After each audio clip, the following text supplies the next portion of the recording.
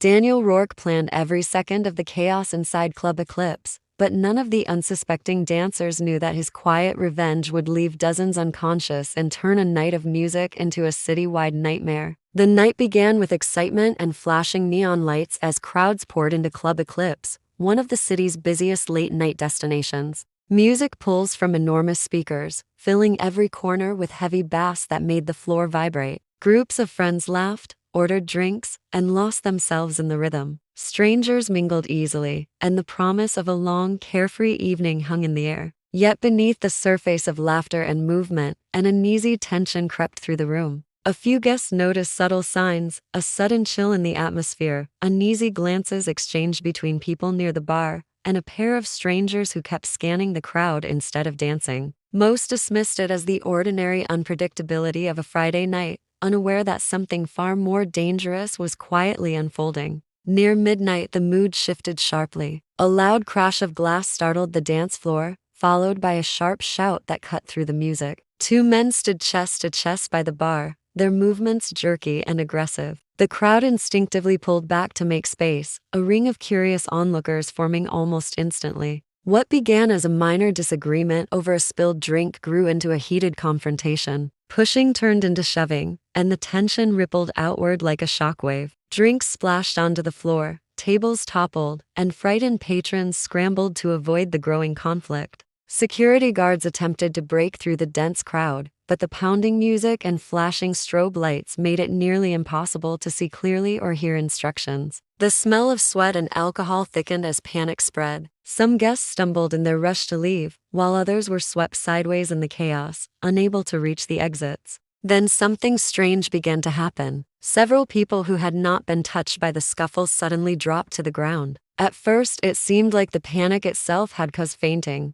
but within moments more clubgoers collapsed, their bodies motionless amid the flashing lights. Shouts turned into screams as friends tried to wake the fallen, only to find them unresponsive. The music finally cut off, leaving an eerie silence, broken only by alarms and the heavy breathing of those still standing. Outside, the first wail of approaching sirens echoed through the night. Paramedics and police officers rushed toward the entrance, unsure of what awaited them inside. What was supposed to be an evening of dancing and celebration had transformed into a scene of sudden fear and confusion, and no one yet understood how quickly the nightclub had turned from a place of excitement to a site of unexplained danger. Emergency lights bathed the entrance of Club Eclipse in a harsh red glow as first responders pushed their way inside. The air was thick with the smell of alcohol, sweat, and something metallic that clung to the back of the throat. Broken glass crunched under boots, while paramedics knelt beside motionless bodies scattered across the dance floor. Some victims twitched faintly,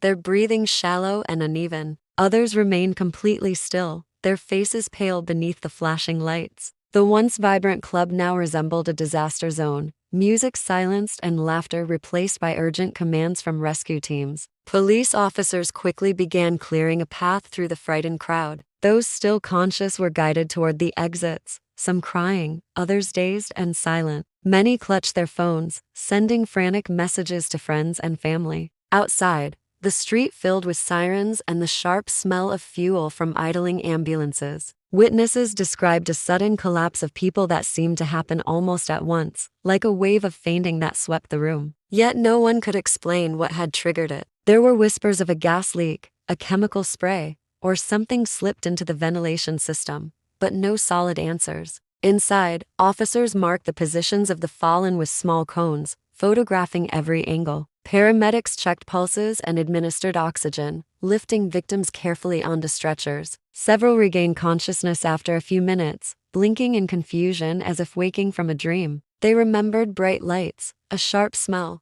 and a strange pressure in their chests before blacking out. Others remained unresponsive, and their silence deepened the sense of dread.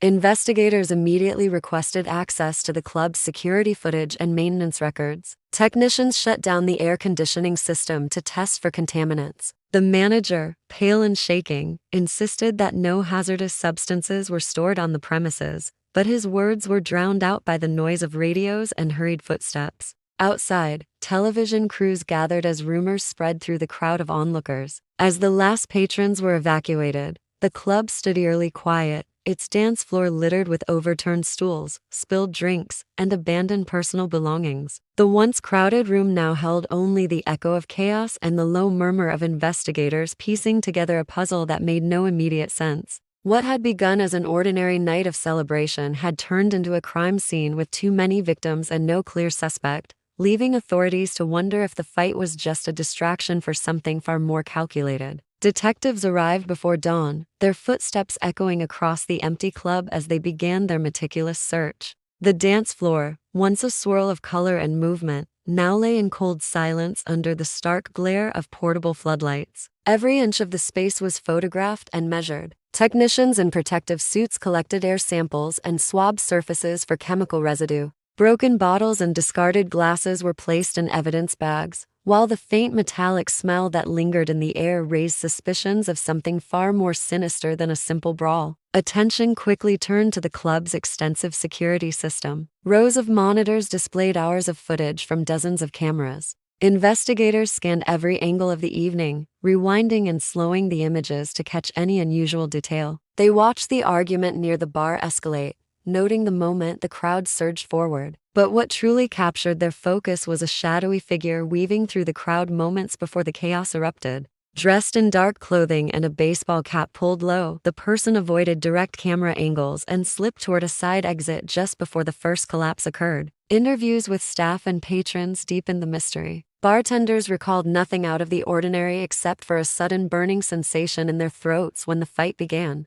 Several guests described a faint chemical smell, sharp and acrid, that seemed to spread rapidly. Security guards admitted they had received an anonymous tip earlier in the week warning of trouble, but dismissed it as a prank. Now, that message seemed chillingly relevant. Background checks on the injured revealed no common connection, eliminating the possibility of a targeted attack on specific individuals. Investigators also explored the idea of a faulty ventilation system, but found no mechanical failures that could explain the mass collapse. The strange figure from the video became the primary lead, yet no one could identify them, and no fingerprints or personal items were left behind. As the sun rose over the city, the neighborhood buzzed with rumors. Some speculated about a chemical weapon, others about a planned robbery gone wrong. For detectives, the evidence pointed toward a calculated act designed to create panic rather than profit. The fight, once thought to be the night's central event, began to look like a carefully staged distraction meant to draw attention away from a more dangerous plan still hidden in the shadows.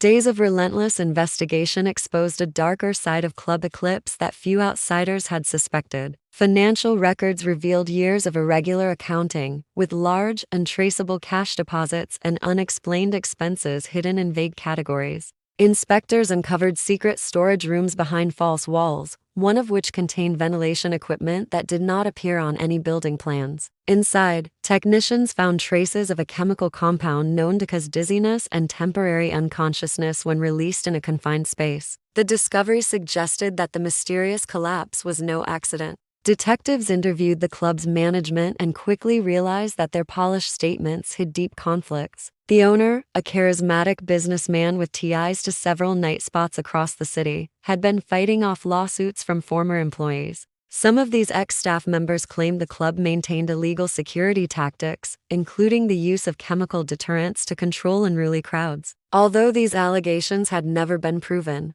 the hidden equipment supported the possibility that someone inside the organization had easy access to dangerous substances. Security footage from earlier weeks added more troubling clues. Investigators spotted a pattern of visits by a man wearing the same dark baseball cap seen on the night of the incident. He appeared on different evenings, always avoiding cameras and leaving minutes before closing time. Cross-referencing entry logs revealed that this man used stolen membership cards to bypass identification checks, making him nearly impossible to trace. Meanwhile, forensics confirmed that the compound found in the ventilation system matched residue on the clothing of several victims. Experts explained that even a small amount released in bursts could account for the sudden fainting witnessed that night. The theory emerged that someone had planned the fight to distract security while triggering a hidden mechanism to release the chemical into the air. As these revelations surfaced, the club's owner denied any knowledge but privately hired lawyers and tightened security around his other properties. Detectives suspected an inside connection, someone familiar with the building's concealed systems, but they still lacked a name. Public pressure grew as media reports painted a picture of a glamorous venue built on secrets and reckless risk. What had first looked like a spontaneous nightclub brawl now appeared to be a carefully orchestrated act of sabotage rooted in old grudges and hidden schemes, pushing the investigation toward its most critical stage. Weeks of intense investigation finally produced the breakthrough detectives had been waiting for. A lab analysis of fingerprints lifted from the hidden ventilation controls matched a former employee named Daniel Rourke, a maintenance technician who had been fired 6 months earlier for tampering with club equipment. Records showed that Daniel had access to every restricted area, including the concealed storage rooms where the chemical compound was discovered. Investigators pieced together a timeline revealing that he had visited the club several times in the weeks leading up to the incident, each time testing security gaps and refining his plan. Further digging uncovered a motive rooted in bitterness and revenge. After his dismissal, Daniel had filed a complaint against the club for unsafe working conditions, but the case was dismissed due to lack of evidence. Friends reported that he often spoke about the injustice and hinted that the club would pay for what it did. Surveillance footage from nearby streets on the night of the chaos showed him arriving early and leaving just minutes before the first collapse. Detectives concluded he had triggered the release of the chemical through a hidden control panel and used the bar fight as a distraction to mask the sudden effects. Armed with a warrant, police located Daniel in a small apartment on the city's outskirts.